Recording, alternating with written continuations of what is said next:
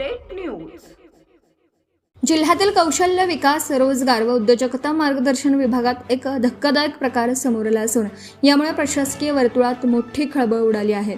एका 78 वर्षीय माजी सैनिक आणि ज्येष्ठ नागरिकाचे कॉल रेकॉर्डिंग करून ते व्हॉट्सॲपवर प्रसारित केल्याप्रकरणी 2 शासकीय अधिकाऱ्यांवर थेट फौजदारी गुन्हा दाखल करण्याचे आदेश जिल्हाधिकाऱ्यांनी दिले आहेत। नेमकं प्रकरण काय?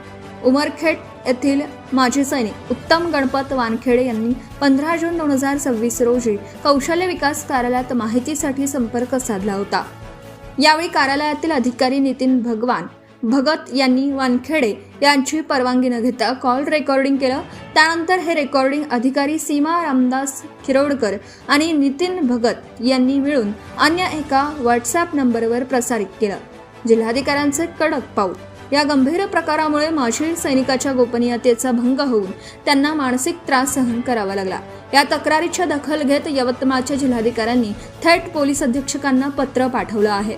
दोषी अधिकाऱ्यांवर माहिती तंत्रज्ञान अधिनियम IT ॲक्ट 2000 अंतर्गत फौजदारी गुन्हा दाखल करावा आणि महाराष्ट्र नागरी सेवा नियम 1979 अंतर्गत कठोर विभागीय कारवाई करावी असं या पत्रात स्पष्ट म्हटलं आहे। मुख्य संपादक Syed Mateen. Subscribe now and press the bell icon. Never miss an update.